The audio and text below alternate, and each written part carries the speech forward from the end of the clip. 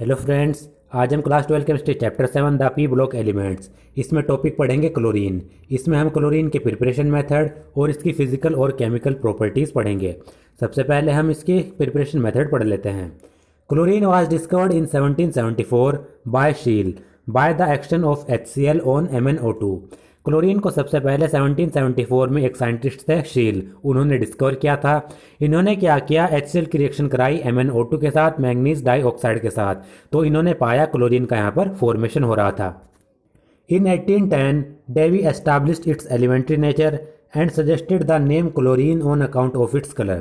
1810 में एक और साइंटिस्ट आए डेवी, इन्होंने क्लोरीन को एलिमेंट फॉर्म में एस्टैब्लिश किया और इन्होंने इसका नोमेनक्लेचर भी किया। इन्होंने Cl2 को नाम दिया क्लोरीन इसके कलर के आधार पर, क्योंकि क्लोरीन का आपको पता है कलर होता है ग्रीनिश येलो, और ग्रीनिश येलो कलर को ग्रीक वर्ड में कहते हैं क्लोरोस। तो इसके आधार पर इन्होंने इसको नाम दिया क्लोरीन। तो ये आपको याद रखना है। क्लोरीन की डिस्कवरी की 1774 में शील ने और इसका नोमेनक्लेचर किया 1810 में। यहाँ पर एक साइंटिस्ट थे डेवी, उन्होंने। फिर अब इसके हम प्रिपरेशन मेथड पढ़ेंगे। It can be prepared by any of the following method. नीचे कुछ मेथड दिए गए हैं, इसके द्वारा हम इसको प्रिपेयर कर सकते हैं क्लोरीन को। तो पहला मेथड है by heating manganese dioxide with concentrated hydrochloric acid. जब हम मैंगनीज डाइऑक्साइड यानी MnO2 को कंसनट्रेटेड हाइड्रोक्लोरिक एसिड के साथ हीट करते हैं तो यहाँ पर क्लोरीन का फॉर्मेशन होता है। आपको पता है जो MnO2 है वो एक स्ट्रॉन्ग ऑक्सीडाइजिंग एजेंट है, तो ये क्या कर देता है, HCl में जो क्लोरीन है उसको ऑक्सीडाइज कर देगा Cl2 में। तो पहले हम इसकी रिएक्शन देख लेते हैं। MnO2 HCl के साथ रिएक्ट करेगा। आपको पता है मेटल हेलोजन के साथ रिएक्ट करके मेटल हैलाइड बनाते हैं, तो यहाँ पर Mn मेटल है, ये HCl में जो क्लोरीन है इसके साथ जुड़ेगा और मेटल क्लोराइड बना लेगा MnCl2। यहाँ पर बन गया। अब यहाँ पर 4 हाइड्रोजन हैं, 2 ऑक्सीजन हैं। 4 हाइड्रोजन और 2 ऑक्सीजन आपस में मिलकर बना लेंगे यहाँ पर वाटर 2H2O। अब आपको पता है हमारे पास क्लोरीन 4 थे, 4 में से 2 क्लोरीन यूज हो गए, बचे कितने, 2 क्लोरीन। 2 क्लोरीन यहाँ पर Cl2 के रूप में आ जाएंगे, गैस के रूप में। तो इस तरीके से रिएक्शन होती है। अब यहाँ पर HCl से Cl2 बन रहा है। यहाँ पर HCl में Cl की जो ऑक्सीडेशन स्टेट है वो -1 है, यहाँ पर 0, तो यहाँ पर -1 से 0 की तरफ जा रहा है, यानी ऑक्सीडेशन स्टेट घट रही है। ऑक्सीडेशन स्टेट अगर घटती है तो यहाँ पर कैसा प्रोसेस होता है, ऑक्सीडेशन प्रोसेस। तो यहाँ पर MnO2 आपको पता है स्ट्रॉन्ग ऑक्सीडाइजिंग एजेंट है, तो यहाँ पर ये Cl का ऑक्सीडेशन कर रहा है। However, a mixture of common salt and concentrated H2SO4 is used in place of HCl. अब क्या होने लगा, अब HCl की जगह पर कॉमन सॉल्ट यानी NaCl और कंसनट्रेटेड H2SO4 का मिक्सचर यूज किया जाता है। इसमें तो HCl यूज किया जा रहा है, लेकिन अब इसकी जगह पर कॉमन सॉल्ट यानी NaCl और H2SO4 का एक मिक्सचर यूज किया जाता है। तब रिएक्शन कैसे होगी, MnO2 होगा और NaCl प्लस H2SO4 इनके मिक्सचर के साथ इसकी रिएक्शन की जाएगी। इसमें भी वही होगा, MnCl2 बनेगा, वाटर बनेगा और Cl2 बनेगा। अब यहाँ पर Mn और 2 क्लोरीन में से यहाँ पर 2 यूज हो गए MnCl2। यहाँ पर 4 में से 2 क्लोरीन बचे, उन्होंने बना लिया Cl2, तो यहाँ से ये भी खत्म, ये भी खत्म, यूज हो गया। अब बनाना है हमें वाटर। तो हमारे पास 8 हाइड्रोजन हैं और 6 ऑक्सीजन हैं, लेकिन इसमें बनेंगे 2 वाटर के मॉलिक्यूल। 8 हाइड्रोजन हैं, 6 हमारे पास ऑक्सीजन है, तो 2 वाटर के मॉलिक्यूल हमने बनाए। तो 8 हाइड्रोजन में से 4 हाइड्रोजन यूज हो गए, बचे कितने, 4, और 6 ऑक्सीजन में से 2 यूज हो गए, बचे कितने, 4 ऑक्सीजन। तो हमारे पास सोडियम बचा हुआ है, 4 हाइड्रोजन बचे हुए हैं और सल्फेट SO4 के 4 मॉलिक्यूल बचे हुए हैं। ये आपस में मिलकर बना लेंगे सोडियम हाइड्रोजन सल्फेट, 4 मॉलिक्यूल। ये दोनों रिएक्शन लगभग सेम सी हैं, क्योंकि इसमें प्रोडक्ट सेम बन रहा है, बस जब हमने इनका मिक्सचर यूज किया ये वाला जो प्रोडक्ट है ये एक्स्ट्रा बन गया, ये आपको याद रखना है। अब अगला है second, bye the action of HCl on potassium permanganate. जब हम HCl की रिएक्शन पोटेशियम परमैंगनेट के साथ कराते हैं KMnO4, ये भी स्ट्रॉन्ग ऑक्सीडाइजिंग एजेंट है, तो ये भी ऑक्सीडेशन कर देता है और इसमें से HCl में से Cl को Cl2 में कन्वर्ट कर देता है। तो देखिए यहाँ पर KMnO4 के साथ हमने 16HCl की रिएक्शन कराई, तो इसमें क्या होगा, एक तो Mn है मैग्नीज, मैग्नीज क्लोरीन के साथ रिएक्ट करके MnCl2 बनाएगा मेटल हैलाइड। दूसरा हमारे पास एक और मेटल है इसमें पोटेशियम, पोटेशियम भी क्लोरीन के साथ रिएक्ट करके क्या बनेगा, मेटल हैलाइड, ये बन गया यहाँ पर KCl पोटेशियम क्लोराइड। तो पोटेशियम से भी KCl बना, Mn से MnCl2 बना।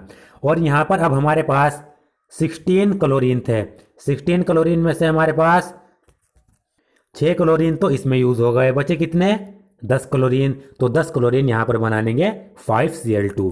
तो यहाँ पर ये यहाँ से यहाँ पर जा रहा है, यानी यहाँ पर -1 ऑक्सीडेशन स्टेट थी, यहाँ पर 0 हो रही है, यानी यहाँ पर ऑक्सीडेशन हो रहा है। KMnO4 स्ट्रॉन्ग ऑक्सीडाइजिंग एजेंट है, ये क्या कर देगा, इसका इसमें से Cl- का ऑक्सीडेशन कर देगा Cl2 0 पर। अब बाकी बचे हुए जो हाइड्रोजन है और ऑक्सीजन है वो 8H2O के मॉलिक्यूल बना लेंगे। तो बस सिंपल आपको याद रखना है, पोटेशियम क्लोरीन के साथ रिएक्ट करके मेटल हैलाइड बनाएगा, ये भी मेटल है, क्लोरीन के साथ रिएक्ट करके MnCl2 बनाएगा 2, बाकी बचे 10 क्लोरीन वो 5Cl2 बनाएंगे, और जो बचे एटम है वो हमारे पास हाइड्रोजन और ऑक्सीजन है वो 8H2O के मॉलिक्यूल बना लेंगे। इस तरीके से ये ऑक्सीडेशन रिएक्शन होगी। अब manufacture of chlorine industrial level पर किस तरीके से बनाया जाता है उसके भी प्रोसेस दिए गए हैं। पहला है डेकन्स प्रोसेस, ये नेमिंग प्रोसेस है, ये आपको याद रखना है और बहुत सिंपल है। By oxidation of hydrogen chloride gas by atmospheric oxygen in the presence of CuCl2 catalyst at 723 kelvin. तो डेकॉन्स प्रोसेस में क्या किया जाता है, HCl जो है हाइड्रोजन क्लोराइड गैस, उसका ऑक्सीडेशन किया जाता है एटमॉस्फेरिक ऑक्सीजन के द्वारा, और जब ये रिएक्शन की जाती है तो इसमें कैटलिस्ट यूज़ किया जाता है CuCl2, और ये जो रिएक्शन होगी ये 723 केल्विन पर होती है। टेम्परेचर और कैटलिस्ट आपको याद रखना है। तो 4HCl इसका ऑक्सीडेशन हमने कराया O2 की प्रेजेंस में, एटमॉस्फेरिक ऑक्सीजन की प्रेजेंस में, कैटलिस्ट हमने ये लिया, टेम्परेचर इतना लिया, तो यहाँ पर क्या होगा, HCl से Cl2 का फॉर्मेशन होगा। यहाँ पर भी ऑक्सीडेशन ही है, क्योंकि Cl-1 से कितने पे जा रहा है, यहाँ पर 0 पे जा रहा है, तो इसका होता है यहाँ पर ऑक्सीडेशन, यहाँ पर इसका ऑक्सीडेशन होगा, 2Cl2 बनेंगे, और ये हाइड्रोजन ऑक्सीजन मिलके वाटर के मॉलिक्यूल बना लेंगे। तो सिंपल है, 4HCl की रिएक्शन हमने O2 के साथ कराई, इसकी प्रेजेंस में 2Cl2 बना और 2H2O बना। सेकेंड है हमारे पास electrolytic process. Chlorine is obtained by the electrolysis of brine concentrated NaCl solution. Electrolytic process में क्या किया जाता है, ब्राइन सॉल्यूशन लिया जाता है, ब्राइन सॉल्यूशन कहते हैं कंसंट्रेटेड NaCl सॉल्यूशन को, और इसका इलेक्ट्रोलिसिस किया जाता है। जब हम इसका इलेक्ट्रोलाइसिस करते हैं तो हमें क्लोरीन मिलती है, वो भी एनोड पर। It is also obtained as a by product in many chemical industries, और बहुत सारे केमिकल प्रोसेस होते हैं इंडस्ट्रीज़ में, उसमें जो क्लोरीन है वो बाय प्रोडक्ट के रूप में भी मिलता है। तो पहले हम ये इलेक्ट्रोलाइटिक प्रोसेस देख लेते हैं। तो यहाँ पर देखिए एक बीकर लिया जाएगा और इसमें 2 इलेक्ट्रोड लगा दिए जाएंगे, ये लगा दी 2 इलेक्ट्रोड, और इसमें भरा जाता है NaCl का सॉल्यूशन, NaCl प्लस वाटर। इसमें क्या भरा जाएगा, NaCl concentrated NaCl brine solution plus water इसमें भरा जाएगा यहाँ पर। फिर हम क्या करेंगे, इनको बैटरी से जोड़ देंगे, ये पॉजिटिव टर्मिनल, ये नेगेटिव टर्मिनल। यहाँ पर ये इलेक्ट्रोड पॉजिटिव टर्मिनल से जोड़ा गया तो ये हमारा एनोड होता है, और ये होता है हमारा कैथोड, इधर कैथोड, ये नेगेटिव है यहाँ पर, इधर ये पॉजिटिव, तो ये एनोड कैसा होगा, एनोड नेगेटिव होगा, कैथोड पॉजिटिव होगा। हमने जोड़ दिया। फिर हम क्या करते हैं, इसका इलेक्ट्रोलिसिस करते हैं, यानी इसमें करंट पास करते हैं।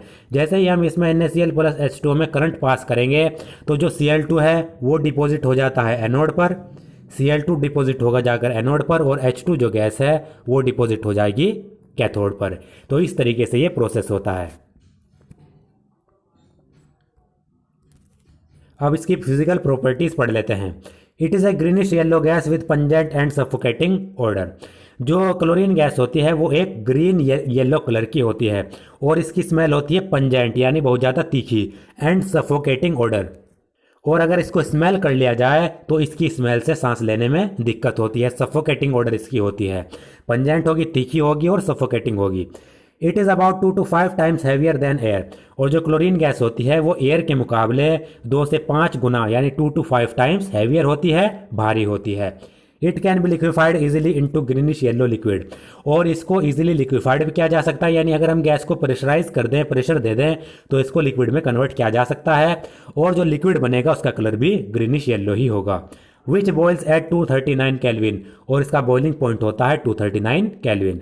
It is soluble in water, chlorine gas water में सोल्यूबल होती है, ये आपको याद रखना है। अब इसकी हम केमिकल प्रॉपर्टीज पढ़ लेते हैं। पहली है chlorine react with a number of metal and non metal to form chlorides. जैसा कि हमने पढ़ रखा है, जो मेटल है वो हेलोजन के साथ रिएक्ट करके मेटल हैलाइड बनाते हैं, तो यहाँ पर भी यही होगा। मेटल्स और नॉन मेटल्स क्लोरीन के साथ रिएक्ट करके मेटल क्लोराइड बनाएंगे और नॉन मेटल क्लोराइड बनाएंगे। जैसे 2Al 3Cl2 के साथ रिएक्ट करके AlCl3 बनाएगा, एल्यूमिनियम का क्लोराइड। इसी तरीके से Na मेटल है, क्लोरीन के साथ रिएक्ट करके NaCl सोडियम क्लोराइड बनाएगा। FeCl2 के साथ रिएक्ट करके FeCl3 बनाएगा, आयरन का क्लोराइड। इसी तरीके से अगर नॉन मेटल की बात करें तो वो भी P4 + 6Cl2, ये P4 नॉन मेटल है फॉस्फोरस, ये 6Cl2 के साथ रिएक्ट करके PCl3 बना रहा है, नॉन मेटल का क्लोराइड बना रहा है, फॉस्फोरस ट्राइक्लोराइड। इसी तरीके से सल्फर 8 क्लोरीन के साथ रिएक्ट करके 4Cl2 के साथ रिएक्ट करके ये भी H2Cl2 सल्फर का क्लोराइड बनाएगा। तो ज़्यादातर मेटल और नॉन मेटल क्लोरीन के साथ रिएक्ट करके क्या बनाएंगे, सिंपली क्लोराइड बनाएंगे, मेटल क्लोराइड और non metal chloride. Second property है it has great affinity for hydrogen. जो क्लोरीन होती है Cl2 गैस, वो हाइड्रोजन के साथ भी बहुत ज़्यादा एफिनिटी शो करती है, हाइड्रोजन के साथ वो आसानी से जुड़ जाती है, रिएक्ट करती है। It react with compound containing hydrogen to form HCl, और ये क्या करेगी, जो Cl2 है वो हाइड्रोजन कंटेनिंग कंपाउंड के साथ रिएक्ट करके HCl बनाती है। Cl2 ऐसे कंपाउंड के साथ रिएक्ट करेगी जिनमें हाइड्रोजन मौजूद है, और हाइड्रोजन कंटेनिंग कंपाउंड के साथ रिएक्ट करके वो HCl का फॉर्मेशन करेगी। सिंपल रिएक्शन है, H2 हाइड्रोजन क्लोरीन के साथ रिएक्ट करके सिंपली हाइड्रोजन क्लोराइड बना रही है, HCl बना रहा है। अब देखिए हाइड्रोजन सल्फाइड H2S, तो यहां पर क्या है, ये हाइड्रोजन कंटेनिंग कंपाउंड है H2S, ये क्लोरीन के साथ रिएक्ट करके एक तो HCl बनाएगा। अब 2 हाइड्रोजन थे, 2 Cl थे, दोनों ने 2 HCl बना लिए, बचा क्या, सल्फर, वो एलिमेंट फॉर्म में बाहर निकल जाएगा, मोनो एटॉमिक रूप में वो बाहर निकल गया यहाँ पर। इसी तरीके से ये भी सिंपल रिएक्शन है C10H16। C10H16 क्या है, हाइड्रोजन कंटेनिंग कंपाउंड है, हाइड्रोकार्बन। ये 8 क्लोरीन के साथ रिएक्ट करके, एक तो सिंपल आपको ये याद रखना है, हाइड्रोजन कंटेनिंग कंपाउंड क्लोरीन के साथ रिएक्ट करके HCl जरूर बनाएंगे। तो यहाँ से कितने HCl बन सकते हैं, 16 हाइड्रोजन है, 16 ही क्लोरीन है, तो 16 HCl बनेंगे, सिंपल है। बाकी बचा कार्बन 10, वो 10 कार्बन के रूप में बाहर निकल जाएगा। तो इस तरीके से रिएक्शन होती है, ये आपको याद रखना है, हाइड्रोजन क्लोरीन के साथ रिएक्ट करके HCl बनाएगा। अब ये अगली रिएक्शन है बहुत इंपॉर्टेंट, ये आपको याद रखनी है। With cold and dilute alkali chlorine produces a mixture of chloride and hypochloride, but with hot and concentrated alkalis it gives chloride and chlorate. ये इसमें 2 बातें कही गई हैं। अगर हम क्लोरीन की रिएक्शन कराएं कोल्ड और डाइल्यूट एल्कलाई से, तो हमें मिलता है क्लोराइड और हाइपोक्लोराइड का मिक्सचर। लेकिन अगर हम क्लोरीन की रिएक्शन कराएं हॉट एंड कंसंट्रेटेड एल्कलाई के साथ, तो हमें अब जो मिक्सचर मिलेगा वो मिलता है क्लोराइड का और क्लोरेट का। देखिए यहाँ पर रिएक्शन कैसे होगी। हमने लिया NaOH, सोडियम हाइड्रोक्साइड एल्कलाई है। जो हमने सोडियम हाइड्रोक्साइड लिया वो कोल्ड लिया और डाइल्यूट लिया, इसकी रिएक्शन करा दी क्लोरीन के साथ, Cl2 के साथ। तो यहाँ पर आपको पता है NaCl के साथ बहुत ज़्यादा एफिनिटी रखता है, NaCl तो बनेगा, यहाँ पर बन गया NaCl, और यहाँ पर वाटर भी बनेगा। तो यहाँ पर दो हाइड्रोजन हैं, वो एक ऑक्सीजन के साथ जुड़कर H2O बना लेंगे। बचा क्या हमारे पास, 2 Na में से एक Na यूज हो गया, एक हमारे पास Na बचा, क्योंकि हमारे पास क्या बनना है, क्लोराइड और हाइपोक्लोराइड का मिक्सचर बनना है।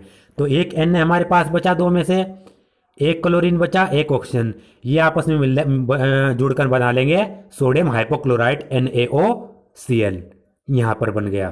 तो आप यहाँ पर देख सकते हैं, जब हमने एल्कलाई कोल्ड और डाइल्यूट लिया तो यहाँ पर हमें मिक्सचर मिल रहा है, एक तो क्लोराइड का सोडियम क्लोराइड, दूसरा hypochloride sodium hypochloride NaOCl, water यहाँ पर निकल रहा है, पहली रिएक्शन। दूसरी रिएक्शन की अगर हम बात करें, जब हम लेंगे NaOH एल्कलाई लेंगे हॉट और कंसनट्रेटेड, 6 मॉलिक्यूल लेने हैं। जब हमने 6 NaOH लिया हॉट एंड कंसनट्रेटेड, तो यहाँ पर हमारे पास बनेगा 5 NaCl, क्लोराइड तो बनेगा, वाटर भी बनेगा 3H2O, लेकिन यहाँ पर हाइपोक्लोराइड की जगह बनेगा क्लोरेट NaClO3। अब ये रिएक्शन आप याद कैसे रखेंगे? ये जो रिएक्शन होती है ये होती है डिस्प्रपोर्शनेशन रिएक्शन। कैसे? यहाँ पर क्लोरीन की ऑक्सीडेशन स्टेट 0 थी, यहाँ पर -1 थी। अगर इसमें हम देखें इसकी +K1, यहाँ पर ये ऑक्सीजन -K2 +1 -1, तो इसके ऊपर होगा +K1। तो देखिए यहाँ पर क्या थी -K1, यहाँ पर क्लोरीन के ऊपर है +K1। तो यहाँ पर क्लोरीन 0 ऑक्सीडेशन स्टेट थे, एक बार तो जा रहा है +1 पर, दूसरी बार जा रहा है -1 पर। 0 से -1 पर जाने का मतलब है एक बार इसका हो रहा है रिडक्शन, और 0 से +1 पर जाने का मतलब है इसका हो रहा है एक बार ऑक्सीडेशन। तो ये रिएक्शन क्या है? ये रिएक्शन है डिस्प्रपोर्शनेशन रिएक्शन। तो चूंकि हमने यहाँ पर क्या किया था, जो NaOH लिया था वो कोल्ड लिया था, तो को ठंडा होने की वजह से यहाँ पर क्या होगा, ऑक्सीडेशन स्टेट +1 से ज़्यादा नहीं जा पाएगी, क्योंकि ऑक्सीडेशन स्टेट क्लोरीन कितनी दिखा सकता है, +1 +3 +5 +7 तक दिखा सकता है। तो यहाँ पर जो ऑक्सीडेशन स्टेट है वो NaOH कोल्ड होने की वजह से, ठंडा होने की वजह से वो +1 से ऊपर नहीं जा पा रही, इसलिए यहाँ पर हाइपोक्लोराइट बनता है। जबकि अगर हम दूसरी रिएक्शन में देखें, यहाँ पर 0, यहाँ पर -1, और इसमें कितनी है, इसमें है यहाँ पर इसकी +K5। तो यहाँ पर ये रिडक्शन, एक बार ये ऑक्सीडेशन, ये भी कितनी है, डिस्प्रपोर्शनेशन रिएक्शन। लेकिन हमने यहाँ पर क्या किया था, यहाँ पर NaOH हॉट और कंसनट्रेटेड लिया था। जब NaOH हॉट है तो ये क्या करता है, ये Cl2 को हाई ऑक्सीडेशन स्टेट वाले कंपाउंड में कन्वर्ट कर देता है। उसका यहाँ पर Cl2 से हाई ऑक्सीडेशन स्टेट वाला कंपाउंड बनेगा इसके हॉट होने की वजह से। तो यहाँ पर NaClO3 बन रहा है, क्लोरेट बन रहा है, इसमें ऑक्सीडेशन स्टेट आप देख सकते हैं +K5 है, हाई है। तो इसको याद रखने का क्या तरीका है, कोल्ड है तो +1 ऑक्सीडेशन स्टेट में जाएगा, कम में जाएगा, ज़्यादा ऑक्सीडेशन स्टेट नहीं बढ़ेगी। हॉट है तो +5 में जाएगा, यानी ऑक्सीडेशन स्टेट ज़्यादा बढ़ेगी इसके गर्म होने की वजह से। तो इस तरीके से 2 रिएक्शन ये आप याद रख सकते हैं। अगली है with dry select lime it gives bleaching powder. अगर हम क्लोरीन की रिएक्शन ड्राई सेलेक्ट लाइम के साथ करा दें, CaOH का होल ट्वाइस कैल्शियम हाइड्रोक्साइड के साथ करा दें, तो हमें ब्लीचिंग पाउडर मिल जाता है। देखिए कैल्शियम हाइड्रोक्साइड CaOH का होल ट्वाइस, जिसको सेलेक्ट लाइम भी कहते हैं, इसको हम ड्राई रूप में लेंगे। इसकी रिएक्शन कराई हमने 2Cl2 के साथ, तो हमें मिलेगा ब्लीचिंग पाउडर CaOCl का होल ट्वाइस। साथ ही साथ यहाँ पर हमें कैल्शियम क्लोराइड भी मिलेगा CaCl2, और वाटर के मॉलिक्यूल भी मिलेंगे। तो ये आपको याद रखना है, ड्राई सेलेक्ट लाइम की रिएक्शन हमने क्लोरीन के साथ कराई तो हमारे पास बनेगा main product bleaching powder. Main product आपको याद रखना है।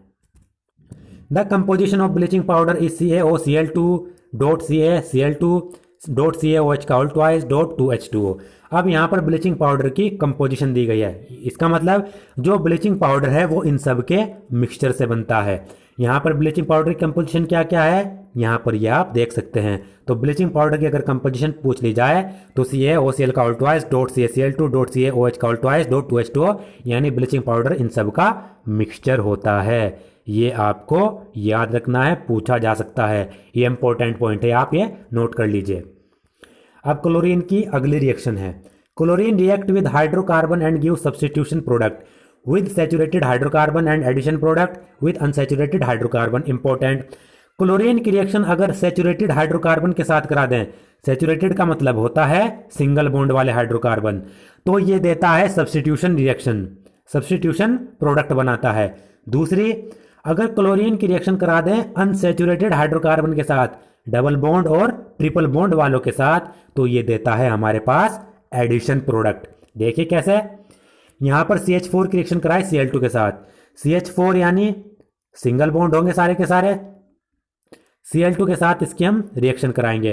ये रिएक्शन हम ऑर्गेनिक में भी पढ़ चुके हैं Cl2 के साथ। तो यहां पर होगी सब्स्टिट्यूशन रिएक्शन, यानी एक क्लोरीन का एटम हाइड्रोकार्बन में से एक हाइड्रोजन को बाहर निकाल देगा, उसकी जगह ले लेगा। प्रोडक्ट क्या बनेंगे, ये हाइड्रोजन, ये हाइड्रोजन, ये हाइड्रोजन, एक हाइड्रोजन को सब्स्टिट्यूट कर दिया, उसकी जगह ले ली, तो प्रोडक्ट बना CH3Cl प्लस यहाँ पर बनेगा HCl। इस तरीके से जो यहाँ से हाइड्रोजन निकला वो एक क्लोरीन के साथ जुड़कर HCl बना लेगा। तो क्या हो रहा है, सब्स्टिट्यूशन प्रोडक्ट हो रहा है। और ये रिएक्शन आगे भी चलती रहती है। जब CH3Cl को एक और क्लोरीन के साथ कराएंगे तो क्या बनेगा, एक और हाइड्रोजन एटम को रिप्लेस कर देगा एक और क्लोरीन। तो यहाँ पर 3 हाइड्रोजन थे, बचेंगे कितने, CH2, एक क्लोरीन था, एक और आगे जुड़ेगा Cl2 प्लस HCl। आगे चलाएंगे तो CHCl3, आगे CCl4, इस तरीके से चलती रहती है। दूसरा अगर हम लेंगे, यहां पर हम लेंगे अगर अनसैचुरेटेड हाइड्रोकार्बन डबल या ट्रिपल बॉन्ड वाले, जैसे C2H4, ये कार्बन, ये कार्बन, एक हाइड्रोजन, एक हाइड्रोजन, एक हाइड्रोजन, एक हाइड्रोजन, यहां पर डबल बॉन्ड। इसकी रिएक्शन हमने कराई क्लोरीन के साथ Cl2 के साथ। तो यहां पर होगा क्या, इस डबल बॉन्ड में से एक बॉन्ड टूटेगा, इस एक ही बॉन्ड टूटेगा, एक बॉन्ड टूटा तो इस कार्बन की एक एक वैलेंसी फ्री हो जाएगी, एक एक वैलेंसी फ्री हो गई तो एक क्लोरीन इसके साथ जुड़ेगा, एक क्लोरीन इसके साथ, तो ये हो गई एडिशन रिएक्शन। यानी सिंपली इस रिएक्टेंट में ये वाला रिएक्टेंट है, ये सिंपली जाकर जुड़ जाएगा, हमें मिलेगा C2H4Cl2, यानी एक क्लोरीन इस कार्बन से जुड़ गया, एक इस कार्बन से। तो कैसी रिएक्शन हुई, एडिशन रिएक्शन। तो सिंपल आपको याद रखना है, अगर हमारे पास सैचुरेटेड हाइड्रोकार्बन है तो ये होगी सब्स्टिट्यूशन रिएक्शन, अनसैचुरेटेड है तो addition reaction. Chlorine water on standing losses its yellow colour due to the formation of HCl and HOCl। Chlorine water कहते हैं, क्लोरीन को जब वाटर में डिजोल्व किया जाएगा तो वो क्लोरीन वाटर बन जाएगा। क्लोरीन वाटर स्टैंडिंग का मतलब है क्लोरीन के वाटर को अगर सिंपली सनलाइट में रख दिया जाए, तो क्लोरीन वाटर जब स्टैंडिंग की जाती है, यानी सिंपली उसको सनलाइट में रख के वो अपना येलो कलर लॉस कर देता है। अब वो येलो कलर लॉस क्यों करता है, क्योंकि क्लोरीन वाटर स्टैंडिंग पर एक तो HCl बनाता है और HOCl बनाता है। अब जो ये हाइपोक्लोरस एसिड बनता है HOCl, ये क्या करता है, ये टूटकर यहाँ पर नेसेंट ऑक्सीजन देता है, मोनोएटॉमिक ऑक्सीजन देता है। और जो ये नेसेंट ऑक्सीजन होता है यही रेस्पॉन्सिबल होता है क्लोरीन की ऑक्सीडाइजिंग और ब्लीचिंग प्रॉपर्टीज के लिए। रिएक्शन कैसे होगी, रिएक्शन मैं आपको बता देता हूं। देखिए, क्लोरीन वाटर लेंगे Cl2 प्लस यहां पर हम लेंगे H2O, इसको सनलाइट में अगर रख दिया जाए स्टैंडिंग पर, ये क्या करेगा, ये HCl बनाएगा और HOCl बनाएगा। और जब ये HOCl बनाता है तो यहाँ पर क्लोरीन वाटर अपना जो ग्रीनिश येलो कलर होता है उसको यहाँ पर ये क्या कर देता है, लॉस कर देता है। अब जो ये यहाँ पर हाइपोक्लोरस एसिड बना HOCl, ये HOCl क्या करता है, यहाँ पर ये टूटता है और हमें HCl और नेसेंट ऑक्सीजन यानी मोनो एटॉमिक ऑक्सीजन का जो रेडिकल है वो यहाँ पर दे देता है। और जो ये ऑक्सीजन का यहाँ पर रेडिकल बनता है ये क्या करता है, जिस भी कलर्ड सब्सटेंस की हम ब्लीचिंग कर रहे हैं उस कलर्ड सब्सटेंस के साथ जाकर जुड़ जाता है और उसको परमानेंटली कलरलेस कर देता है, उसके कलर को खत्म कर देता है। तो ये आपको याद रखना है, क्लोरीन वाटर की अगर स्टैंडिंग की जाए तो HOCl बनेगा। HOCl यहाँ पर हमें मोनोएटॉमिक ऑक्सीजन देता है, नेसेंट ऑक्सीजन देता है।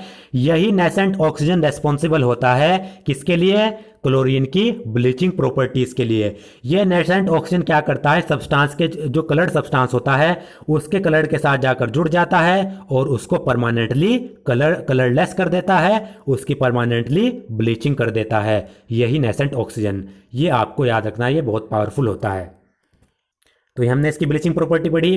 अब अगली reaction, chlorine oxidises ferrous to ferric and sulphide to sulphate. जो क्लोरीन होता है वो क्या करता है, फेरस को फेरिक और सल्फाइड को सल्फेट में ऑक्सीडाइज कर देता है, यानी क्लोरीन ऑक्सीडाइजिंग एजेंट के रूप में भी एक्ट करेगा। Chlorine oxidises sulphur dioxide to sulphur trioxide and iodine to iodate. साथ साथ क्लोरीन सल्फर डाइऑक्साइड को सल्फर ट्राइऑक्साइड में ऑक्सीडाइज करेगा, आयोडीन को आयोडेट में। यहाँ पर ये रिएक्शन दी भी गई है। In the presence of water they form sulphuric acid and iodic acid respectively.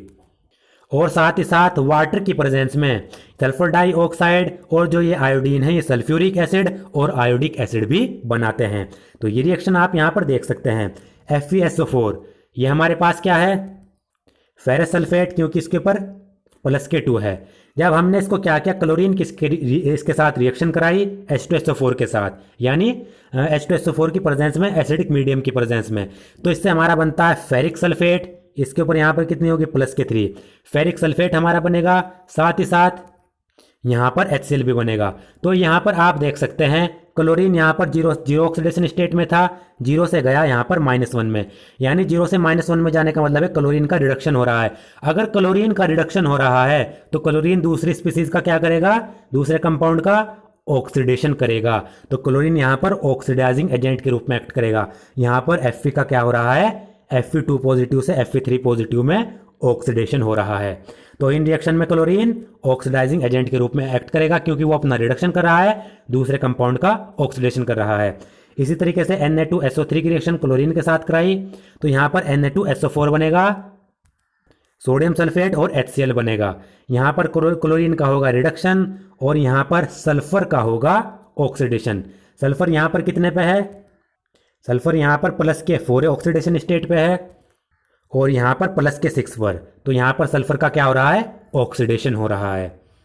इसी तरीके से सल्फर डाइऑक्साइड की रिएक्शन हमने क्लोरीन के साथ कराई वाटर की प्रेजेंस में, तो ये किस में कन्वर्ट हो जाता है, H2SO4 में, सल्फ्यूरिक एसिड में कन्वर्ट हो जाता है और HCl यहाँ से बाहर निकल जाएगा।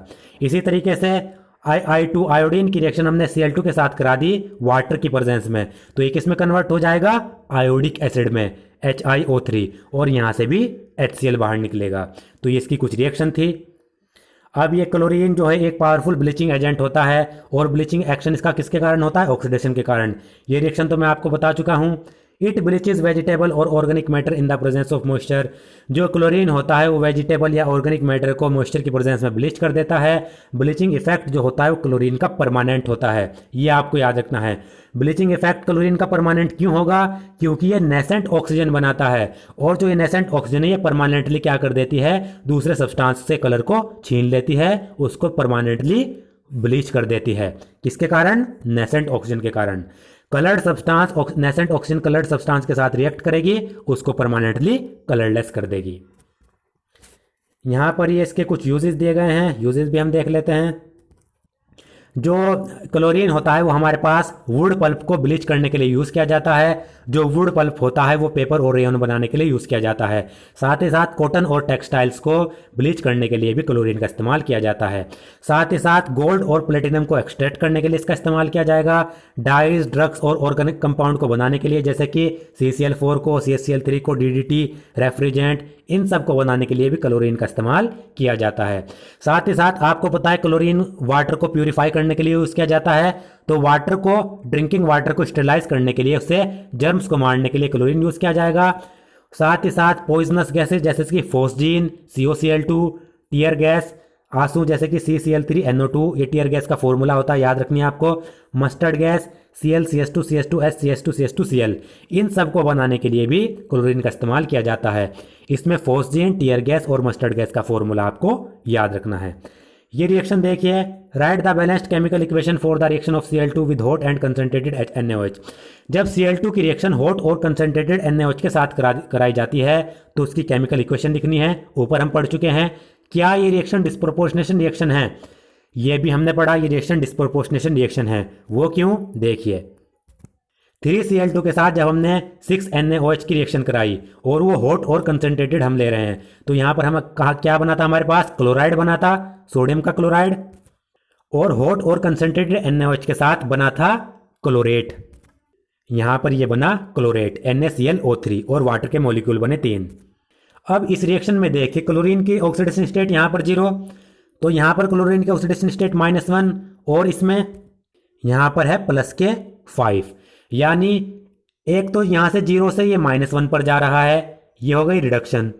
एक ये 0 से +K5 पर जा रहा है, ये हो गया ऑक्सीडेशन। यानी इससे ऐसे कंपाउंड बन रहे हैं जिसमें एक कंपाउंड में तो क्लोरीन की ऑक्सीडेशन स्टेट इससे कम है, दूसरे कंपाउंड में क्लोरीन की ऑक्सीडेशन स्टेट 0 से ज़्यादा है। यानी इससे रिएक्टेंट में जितनी ऑक्सीडेशन स्टेट है, एक प्रोडक्ट में तो ऑक्सीडेशन स्टेट उससे कम है, दूसरे प्रोडक्ट में ऑक्सीडेशन स्टेट उससे ज़्यादा है। तो ऐसी रिएक्शन जिसमें प्रोडक्ट में, एक प्रोडक्ट में तो ऑक्सीडेशन स्टेट रिएक्टेंट से कम हो, दूसरे में ज़्यादा हो, ये रिएक्शन कहलाती है डिस्प्रोपोर्शनेशन रिएक्शन। तो आप यहाँ पर देख सकते हैं इसमें जो ऑक्सीडेशन स्टेट एक तो 0 से -1 पर, दूसरे 0 से +5 पर जा रही है, तो ये रिएक्शन कहलाती है disproportionation reaction. Yes, chlorine from 0 oxidation state is changed to -1 and +5 oxidation state.